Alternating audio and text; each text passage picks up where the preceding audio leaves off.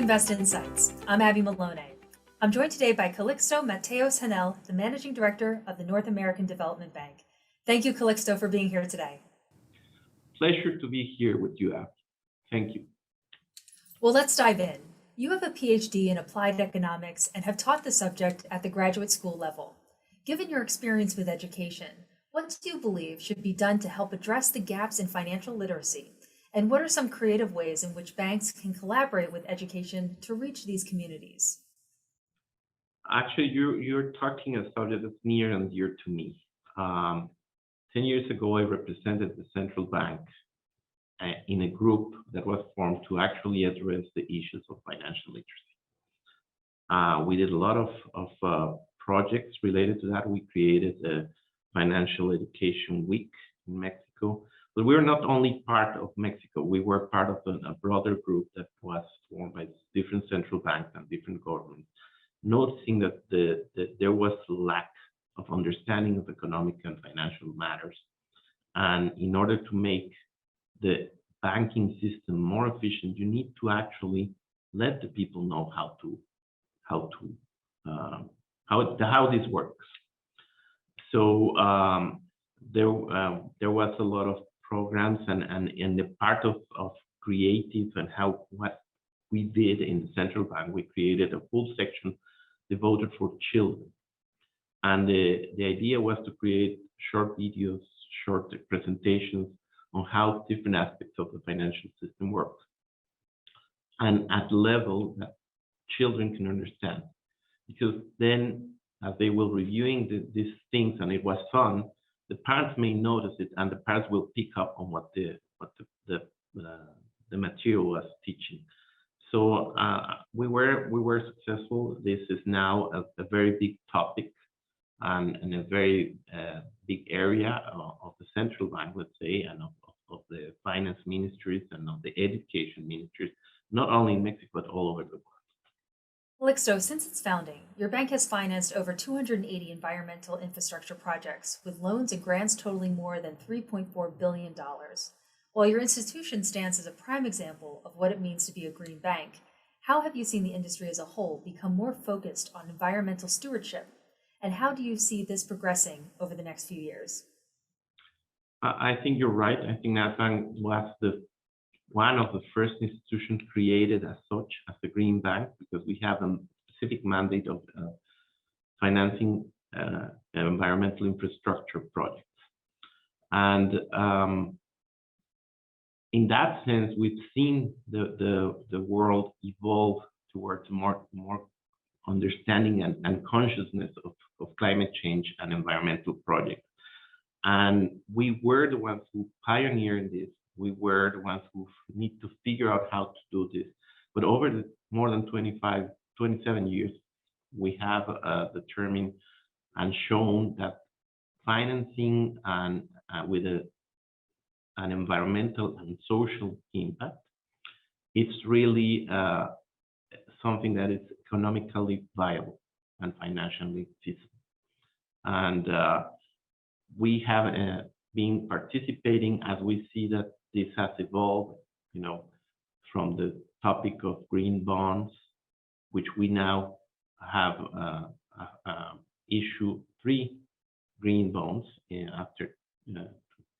since 2018, and all how it has evolved not only on the bond side, but now how you do the investments. And there are now all these green investment rules and all this discussion on how you define it. And there was also a very big push from some central banks that started noticing that finance is a very good way to promote climate change resilience by first noticing that the climate change can affect the success of your projects, or it can actually harm the success of your project if you do not take into consideration those financial risks. And that's from one side. From the other side, that if you devote your resources to fund projects that promote climate resilience, you are also contributing to the reduction of the carbon footprint. And so we see that this is a market that has evolved. We see that it is the way it's going to be working from now on. And we see ourselves inserted in this very important development as an example of how it can be done. During the passage of the United States-Mexico-Canada Agreement, the U.S. Congress provided a capital increase for the bank. How has the bank used or positioned itself creatively to use those new funds? Yes, in 2016, actually, the governments of the U.S. and Mexico agreed to increase the capital of the North American Development. And in the passage of the USMCA, the U.S. government provided the full amount of their share of capital. And Mexico, since 2017, has been providing their part in a more, over the years, but they have kept providing their share of capital over the last few years. And now, what has meant that in terms of why is it has provided the bank for a motive to be more creative. We have, with that new capital, we devoted in defining new types of projects we could finance, more focused on the sustainable part, not only on the environmental, but also the sustainable, on how we can benefit communities and how we can have a greater impact in terms of climate change. And so in that sense, we are now working on projects on mobility, including border crossings, green finance, in terms of sustainable industrial parks, sustainable buildings, green manufacturing, and so on. And we have to be creative all the time. We have to be innovative. This is something new we have to find, and that's the way we have to develop ourselves, and that's the main skill of my staff, trying to find new ways of getting and supporting the environmental mandate. And in that sense, we support the development of the communities and the people of the border region. As we round out today's discussion, how would you define creativity, and what does that look like for the bank and the banking industry more broadly moving forward? Well, I think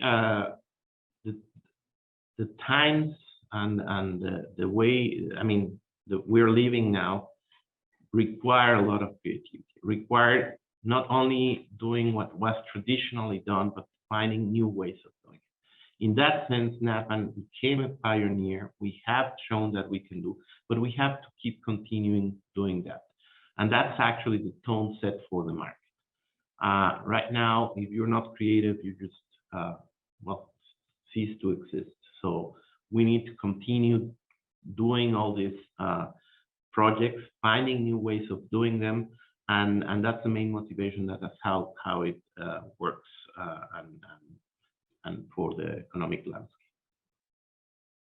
Thank you very much, Calixto. I enjoyed our conversation today. It was my pleasure, Avi, and we'll be in touch. Thank you. That was Calixto Mateos-Hanel, the Managing Director of the North American Development Bank. If you enjoyed this video, don't forget to like and subscribe to our channel to hear more CEOs and thought leaders share their opinions and advice on today's business climate. Until next time, I'm Abby Malone, and this has been Invest Insights. Thanks for tuning in.